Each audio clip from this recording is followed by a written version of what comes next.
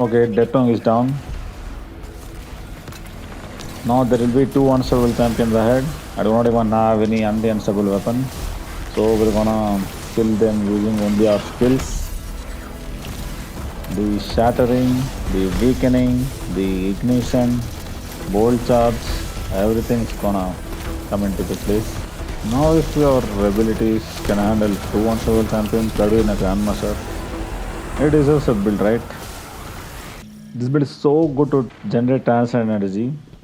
Now I have zero transcend energy. Before leaving this fight, we're gonna have full transcend energy. There are basically some small rifle combatants and basically one unstoppable champion. I do not want to sacrifice my Bleak or current. That's why everything is done by using our cold snap grenade. We also have an additional charge for that. That takes care of a dark transcendent energy. And our Helion can take care of a light transcendent energy. That's how we generate a transcendent in about around 10 seconds. This build is so good that we will be dealing a huge amount of damage by triggering our abilities. So we'll be applying infinite slow through our battlefield, we'll be applying shattering, we'll also be applying ignition, the weakening, and finally the bolt charge. So these are all the damage sources which we can get from using this build. So everything starts from our grenade of choice. So we're gonna go with cold snap grenade. We're gonna pair it with Osmiomancy gloves. So by that we'll be having two grenade charges. So that's very useful on triggering our shattering and slow.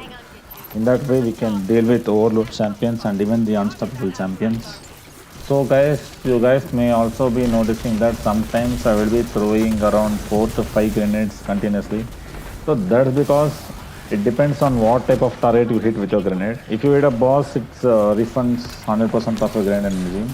So if you hit any mini bosses like barrier or overload and stuff, it refunds around 70%. So that's the reason.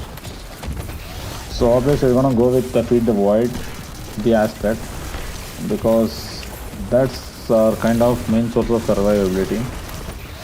The defeating targets basically refunds our more grenade energy back.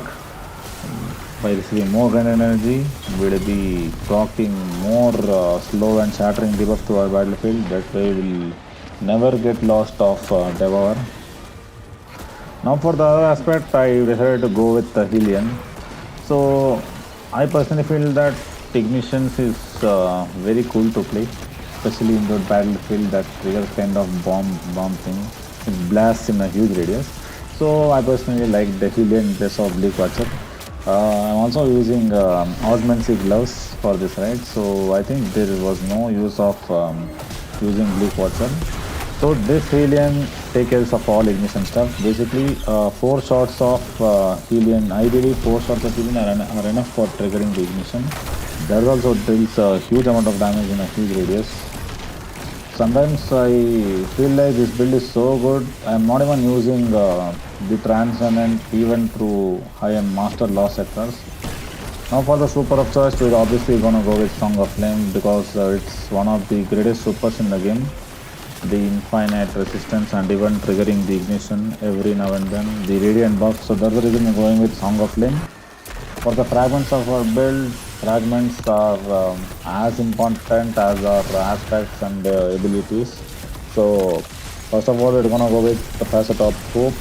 The reason is we need to trigger our ignition 24/7. That's the reason we're going with Facet of Hope. Now for the next fragment, we're gonna go with the Facet of Ruin because we are hugely dependent on the shattering damage as well as the ignition damage. So this fragment perfectly suits with our build. It increases our shattering damage and even our ignition, which increases our damage radius. Now we're gonna go with Facet of Protection. I prefer this fragment in whatever build I play because it gives the extra damage resistance. So I prefer using that in this build too. Now for the final fragment, we're gonna go with Facet of Purpose. Since we are using solar based super, picking up an orb of power basically grants us restoration for 5 seconds. And I also feel like Facet of Purpose, the restoration is kind of best thing compared to all because When you're playing under 20 level difference, right, you may not always get a chance to spawn the orb of power. So for the 5 seconds, you'll be continuously restoring the health. So that makes you survive even more. So I prefer solar restoration. Personally, based on authors, you can also go with Nova Bomb if you prefer one shot damage. Anything else? Now, finally, last but not least, we're gonna go with faster top dominance. Personally, I did not like the transcendent grenade of the Warlock, but that completely changed my perspective towards this transcendent grenade because of applying one debuff, that is the weakening debuff. I personally loved this grenade after applying this particular fragment. I highly recommend you also guys go to this, use this fragment. You will see the day and night difference. So that winds up our fragments build. Now for abilities, as usual, we're gonna go with Cold Snap Grenade because of our exotic choice. For the melee, I like to go with Incinerator Snap. The reason is this one melee is sufficient to trigger the complete ignition. So this will be here on another source of trigger ignition. So I prefer going with Incinerator Snap. Else you can also go with Penumbral Blast, which basically can stun both Unstoppable and Overload champions. If you guys are having hard time with Overload, but you will not be having because of our grenade. For the weapon of choice, I personally used Exdairy's grenade launcher, the ARC Special Grenade Launcher. The reason is pretty simple. I like to be always amplified. So scoring one kill, that's enough to make you amplified.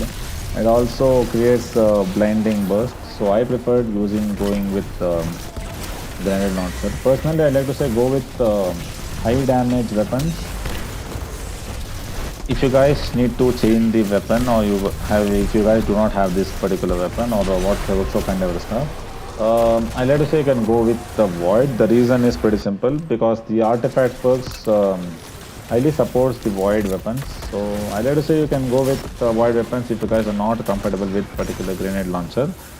For the kinetic launcher, you can go with either static sidearm or the static glaive or strand sidearm. It depends on what type of activity you're playing. If you're facing barrier champions, you can go with sidearms, or if there are no barrier champions, you can go with static glaive, particularly a chill clip perk. In that way, you can handle two champions with just one weapon. For the heavy slot, I like to say you can go with machine gun. It completely depends on your choice. I like to say go with stand machine gun because stand also supports very well in this artifact. Coming to the artifact first, this build does not greatly utilize the artifact perks, but these are some recommended artifact perks. First one, you can go with Defibrillating Blast because upon stunning a champion triggers a bolt charge and always also heals you. So then you also can go with Heavy Ordnance Regeneration. This particularly grants us 25% damage resistance and also grants additional melee and grenade ability recharge rate if you deal some damage with your machine guns. And then I like to say go with Flashover. Upon reaching 10 stacks of bolt charge, you'll also become amplified and also increase our bolt charge damage. And then I like to say go with Dielectric because we're gonna be debuffing targets by our grenade launcher, that is triggering the blind debuff. Upon killing that particular blind debuff targets, we basically get the bolt charge stacks.